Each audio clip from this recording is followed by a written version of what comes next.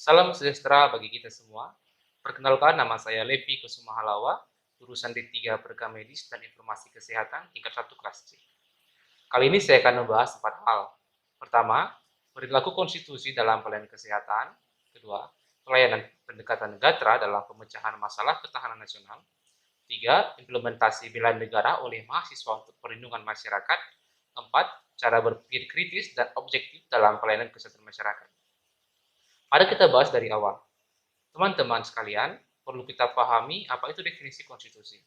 Konstitusi itu berbicara tentang hukum dasar atau undang-undang dasar yang menggambarkan keseluruhan sistem ketatanegaraan suatu negara. Jadi, konstitusi itu penting untuk mengatur jaminan HAM, sistem mendasar ketatanegaraan dan mengatur kedudukan tugas dan wewenang lembaga-lembaga negara. Dalam dunia kesehatan, ada beberapa peraturan perundang-undangan yang menjamin hak pasien, sebagaimana yang termaktub dalam pasal 28H ayat 1 Undang-Undang Dasar Negara Republik Indonesia yang berbunyi, setiap orang berhak hidup sejahtera, lahir dan batin, bertempat tinggal, dan mendapatkan lingkungan hidup yang baik dan sehat, serta berhak memperoleh pelayanan kesehatan. Itulah seputar konstitusi di bidang kesehatan. Kedua, 8 pendekatan Asta Gastra dalam pemecahan masalah ketahanan nasional. Gasta berbicara tentang model. Menurut model Tannas Indonesia, aspek kehidupan nasional dibagi dua, yaitu aspek alamiah dan aspek sosial. Komponen penyusun dari Trigatra adalah pertama, letak geografi adalah bentuk wilayah negara, luas negara, apakah negara tersebut merupakan negara dengan wilayah yang luas atau tidak. Dua, Gatra keadaan kekayaan sumber daya alam. Pada gatra kedua adalah banyaknya atau tersedianya kekayaan sumber daya alam juga mempengaruhi kekuatan ketahanan suatu negara. Tiga, gatra kekuatan penduduk. Penduduk merupakan salah satu komponen penting pada suatu ketahanan negara. Beberapa negara mewajibkan adanya wajib militer untuk negaranya. Setelah membahas Trigatra, maka selanjutnya kita akan membahas Pancagatra. Pancagatra terdiri dari pertama, gatra ideologi. Gatra ideologi adalah suatu fondasi bagaimana negara tersebut berdiri dan sebagai pegangan suatu negara. Indonesia menggunakan ideologi Pancasila sebagai ideologi negara. Dua, gatra politik. Pada gatra kedua adalah bagaimana suatu negara mengelola jalannya politik negara tersebut agar tidak terjadi perpecahan akibat situasi politik yang ada. Tiga, gatra ekonomi. Pada gatra ekonomi dapat diartikan sebagai kemampuan negara untuk mengelola keuangan negara mereka. Banyak negara pada era sekarang yang terjebak pajak hutang. 4. Gatra sosial budaya. Gatra keempat adalah sosial budaya.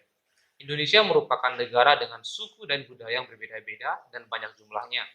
Kemampuan negara untuk menyatukan warga negara dengan latar belakang yang berbeda-beda agar tidak terjadi konflik masuk ke dalam gatra sosial budaya. 5. Gatra pertahanan dan keamanan. Gatra yang terakhir adalah gatra pertahanan dan keamanan. Setiap negara pasti memiliki ancaman yang dapat datang kapan saja. Oleh karena itu, setiap negara harus memiliki undang-undang yang mengatur tentang pertahanan dan keamanan negara. Demikian pembahasan mengenai pendekatan Astagatra menjadi aspek penting dalam ketahanan nasional. Selanjutnya, implementasi bela negara oleh mahasiswa. Bela negara merupakan sebuah konsep yang disusun oleh perangkat perundangan dan petinggi suatu negara tentang patriotisme seseorang, suatu kelompok atau seluruh komponen dari suatu negara dalam kepentingan mempertahankan eksistensi negara tersebut.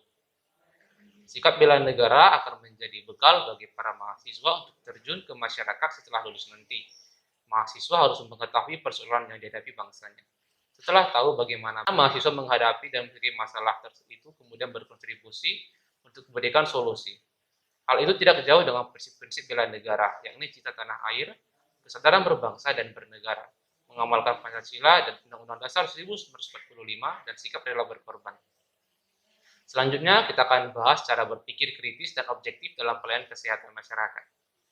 Berpikir kritis merupakan pengujian rasional terhadap ide, pengaruh, asumsi, prinsip, argumen, kesimpulan, isu, pernyataan, keyakinan, dan aktivitas. Dilaksanakan berdasarkan kaidah-kaidah kesehatan sebagai suatu profesi yang berdasarkan ilmu dan kiat kesehatan bersifat humanistik dan berdasarkan pada kebutuhan objektif klien atau mengatasi masalah yang dihadapi klien. Berpikir kritis dalam perawatan sangat penting dalam mempertanggungjawabkan profesionalisme dan kualitas pelayanan asuhan kesehatan. Baik, demikianlah pembahasan yang dapat saya sampaikan, kiranya berguna bagi kita. Salam sejahtera bagi kita semua.